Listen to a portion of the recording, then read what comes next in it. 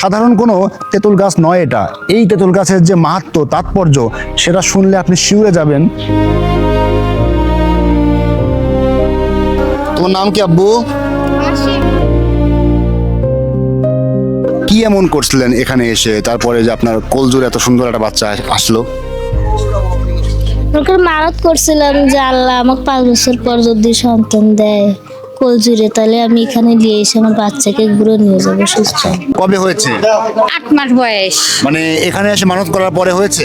হ্যাঁ, 4 বছর নিঃসন্তান ছিল আমার মেয়ে। তারপর এখানে আসার পরেই এই বাচ্চাটা হয়েছে। শিওর? শিওর। আচ্ছা, তাহলে আপনি তো অনেক খুশি। আমি তো খুশি, আবার নিয়ে আসছি। আমাদেরকে কিছু খাওয়ান। এই যে সনাতন ধর্মাবলম্বী হয়েও একটা ইসলামিক প্রতিষ্ঠানে ঢুকেছেন এবং মনের মানসকামনা করছেন, কেমন লাগছে? ভালো লাগছে, আমাদের খুব ভালো লাগছে। ভালো লাগছে দেখে তো এখানে এসেছি। আর এবং আমাদের মনের বিশ্বাসে এখানে এসেছি, মনের আশা পূর্ণ হয় এবং আমাদের বিশ্বাস থেকে এখানে এসেছি।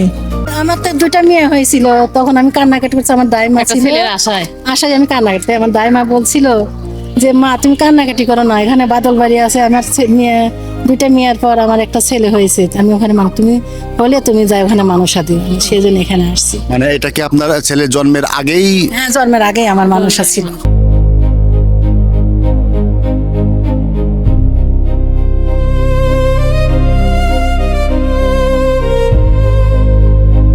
আজ থেকে প্রায় 776 বছর আগে ইসলামের ঐশী বাণী প্রচার করার লক্ষ্যে সুদূর ইয়েমেন থেকে এই বঙ্গপ্রদেশে এসেছিলেন কয়েকজন অলিয়া উলিয়ারা।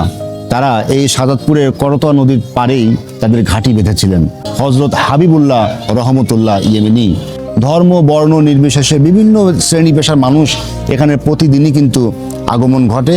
এই মাজারের যে পবিত্রতা, এই মাজারের যে আধ্যাত্মিক সংস্পর্শ, সেটাকে স্পর্শ করার জন্য কিন্তু তারা এখানে আসে।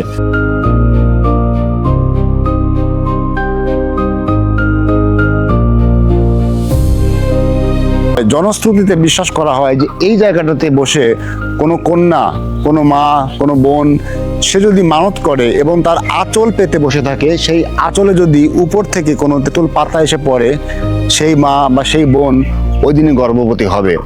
দূর দূরান্ত থেকে, উত্তরবঙ্গ, দক্ষিণবঙ্গ, বিভিন্ন জায়গা থেকে মানুষ প্রতিদিনই এই জায়গাতে ভিড় করে সন্তান লাভের আশায়। কেউ কেউ তার সেই মনস্কামনা হয়তো বা পূর্ণ হয়, কেউ অপূর্ণ হাতেই এখান থেকে ফিরে চলে যায়। কিন্তু কিছু কিছু বিশ্বাস আসলে বিজ্ঞানের ঊর্ধ্বে কথা বলে, যে বিশ্বাসগুলো দেখা মিলবে এই জায়গাটাতে এসে।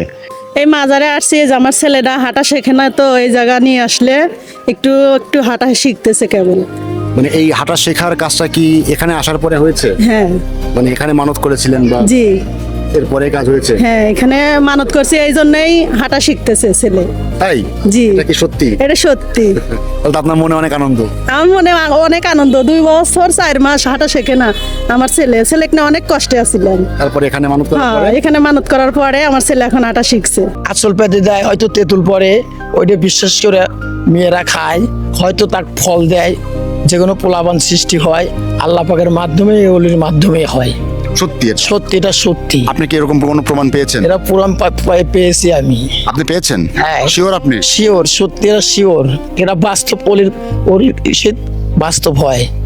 এরা মেয়েরা এসে খায়, আঁচল পেতে দিলেই? আঁচল পেতে দেওয়া, হয়তো 2 রাকাত নফল নামাজ পড়লো, মানে যেটা মেয়েদের মনে করে একটা কামনা, যাদের পোলাপান হয় না, ধরেন 5 বছর, 2 বছর, 3 বছর, 10 বছর পোলাপান হয় না, এখানে এসে মনে করেন মানুষরা করে 2 রাকাত নফল নামাজ পড়ে, 4 রাকাত নফল নামাজ পড়ে, হয়তো আল্লাহ পাক জুতির ওসিলায় জুতো তেঁতুলটা পরে হয় হিসেবে খাইবে, খায় আল্লাহ পাক দিলে তাকে পেটের সন্তান গ্রহণ করে।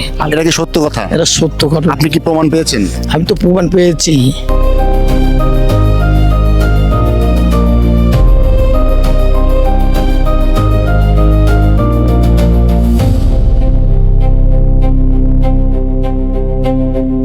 এই মাজারের এই জায়গাটা হচ্ছে একটা সিন্নি রান্না করার একটা জায়গা, এবং এখানে যারা দূর দূরান্তের পুণ্যার্থী যারা এখানে আসে, তারা মূলত এখানে ভিড় করে ছিন্নি লাভের আশায়।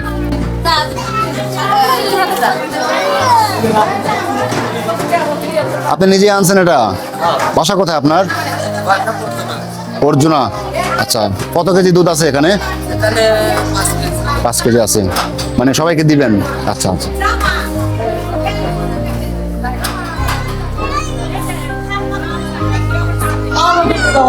কতটুকু চাল আছে? 10 কেজি চাউল আছে এখানে। তাই আসছেন কোত্থেকে?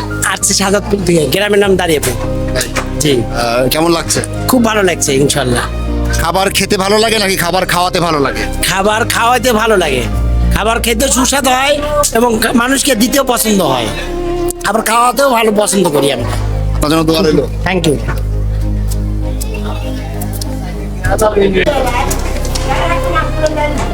আপা, কিসের মাংস এটা? মুরগির মাংস। আচ্ছা, খাওয়াবেন সবাইকে না?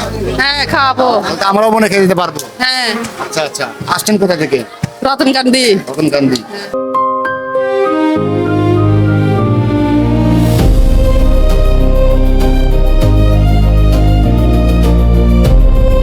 যারা এই যে মাজার সম্পর্কে নেগেটিভ কথাবার্তা বলে, যে মাজারে গেলে এই সেই হ্যান ত্যান, কেন এইটা আসলে এত বৈষম্য কেন? এটা একমাত্র জ্ঞানের অভাব। যেই জ্ঞানে মানুষকে ধাবিত করছে আল্লাহ এবং আল্লাহর রাসূল, সেই জ্ঞান যখন উনি গ্রহণ না করবেন, সত্যের দিকে ধাবিত না হবেন, অসৎ কর্মের দিকে ধাবিত হবে, তখন এই সত্যের কর্মের বা এই জ্ঞানের অধিকার ওনারা পাবে না। না পাইলে পরে এই সঠিক জ্ঞানকে তারা অবহেলিত করবে আর খারাপ দিকে ধাবিত হবে, এটাই সত্য।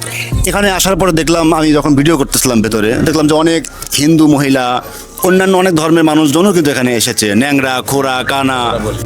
পৃথিবীতে, সমগ্র পৃথিবীতে আল্লাহ পাকের অর্থাৎ মহাশক্তির দরজা যাহারা উন্মুক্ত করছেন বা হাসিল করছেন, যারা মহাশক্তির দরজা লাভ করিয়া বসে আছেন, পৃথিবীর যে কোনো জাতি, যে কোনো ধর্মের লোকই ওখানে অবস্থান করতে পারবে তাদের বিপদ থেকে মুক্তি হওয়ার জন্য বা প্রার্থনার জন্য, আর যে আবেদনের জন্য, তাদের কল্যাণের জন্য, জীবনের জন্য।